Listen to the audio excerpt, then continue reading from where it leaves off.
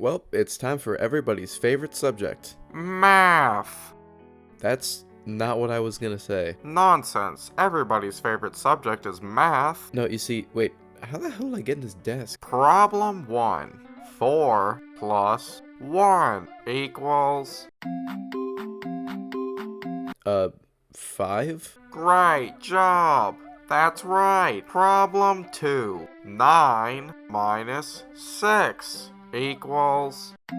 3? Why are we doing this? You're doing fantastic. Problem 3. If Jason is 80 studs away from a survivor and he slashes with a range of 8 studs, will he kill the survivor? What? No? How is this relevant to... Let's see. How on God's green earth does that make sense? You got it wrong. Now what I'm gonna do is... shove this woman where the sun don't shine! Baldi is the third starting monster in Pillar Chase, and dare I say the most intimidating. I mean, sure, you have 2 demons from hell, but this guy's a math teacher. With alopecia. He has probably the simplest gameplay loop out of the 3, but that won't stop me from yapping about it in great detail. So, without wasting any more time, let's get right into it.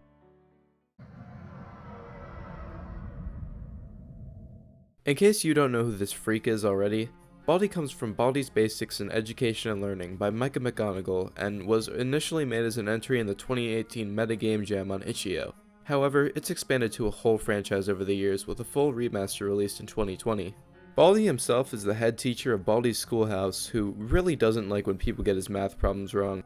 Get this man in a calculus class and he'd probably just die on the spot. If you answer any problem incorrectly, he'll start slapping his ruler and begin chasing you, and I don't even know what he does when he catches up to you. The more notebooks you collect, the faster he gets until you eventually escape his schoolhouse or die trying. Well, now that you know a little bit about Baldi, let's learn how to play him.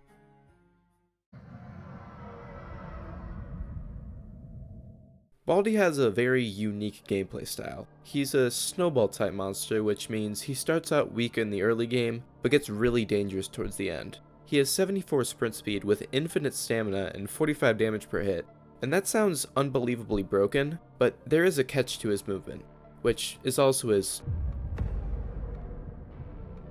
Baldi's passive ability is called Baldi Movement. Instead of walking and sprinting like normal monsters, he moves the same way he does in his original game, with short bursts of movement triggered by a ruler slap. Every second adds 1 tick to your speed bar, which takes just over a minute to fill up naturally. Every tick decreases the time in between ruler slaps by 0.01 seconds, so here's a chart of how that works out. The movement itself is always the same distance, about 1/3 the length of the center cube on Gobble Run, and there are also ways to fill up the bar faster, such as killing survivors or, more importantly, making them answer math questions. Speaking of which, Baldi's first ability is called Math. When used, Baldi places down a notebook in the spot he's standing in, and any player who touches this notebook will be met with a minigame where they have to solve a simple addition question. These disappear after the survivor answers the question, or naturally after 18 seconds. Depending on how a survivor answers the question, a couple of things will happen. If they answer correctly, the notebook will deal 5 damage and give Baldi 1 extra tick of movement speed. But if they fail the question, they'll take 40 damage, add 6 seconds to the clock, and give Baldi 3 extra ticks of movement speed. It also locks the survivor's camera in place while the question is active, meaning they can't look around at all. This pretty much means the survivor will be running around blind when they hit a notebook, making them an easy target. Notebooks are pretty versatile tools. You can either set them up as traps to zone a survivor or 2, which leads to awkward 50-50 scenarios, use them in crossroads where people are bound to hit them just to build up some movement speed for later, or you can sneak up to people on objectives to force them out and start a chase where you have an immediate advantage.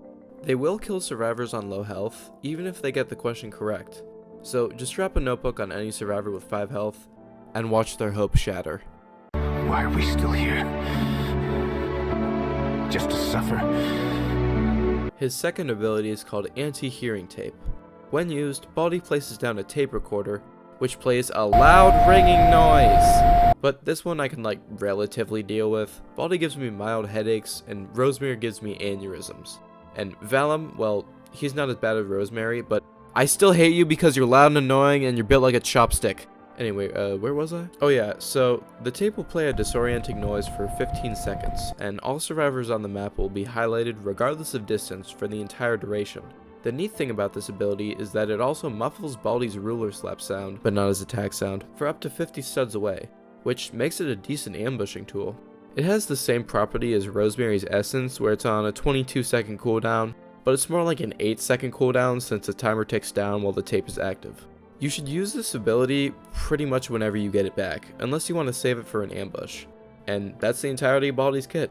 It's super simple to learn, but let's move on from Baldi's basics and start talking about Baldi's. If you're struggling to land a hit on someone because they keep dodging in between your swings, it's better to go into first person mode and track them as best as you can instead of turning fully around just using the A and D keys. You also eliminate the risk of your camera getting stuck on terrain when you do this. Do not put your notebooks on AFK players.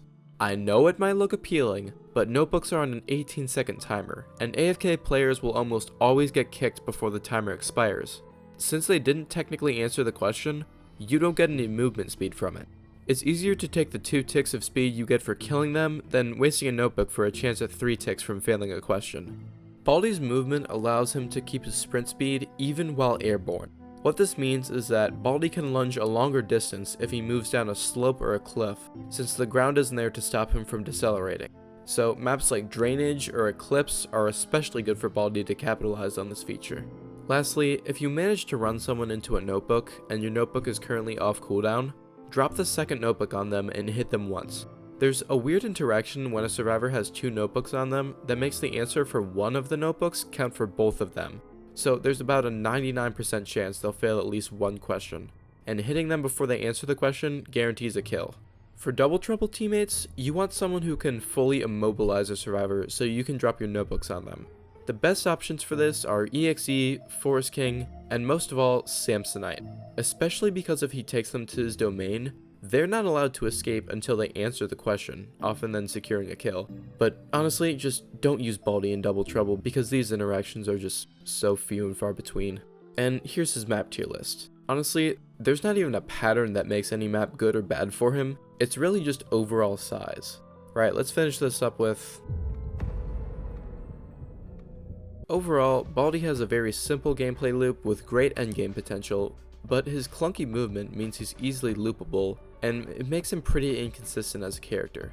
One game you're server wiping with 2 minutes on the clock, and next you're killing 3 people. If I were to describe his main issue in a sentence, it would be, Baldi's individual gameplay matters less than the survivors' collective gameplay. If the survivors spread out and know how to answer simple addition questions, you're never going to server wipe, and thus I honestly think he's no higher than mid C tier.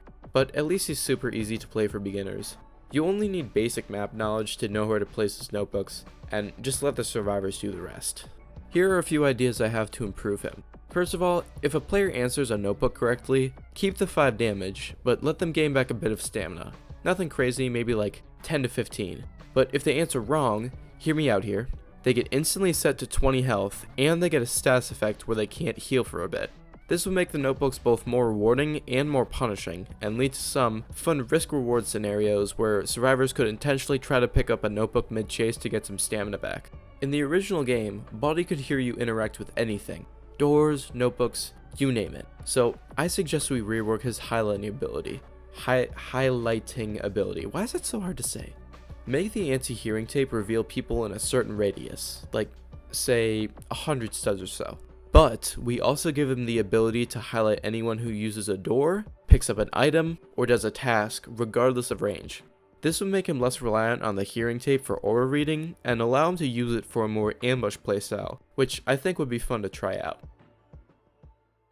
But what do you think? Do you think he's too weak and needs buffs? Do you think he's actually too strong and needs nerfs? Let me know in the comments down below.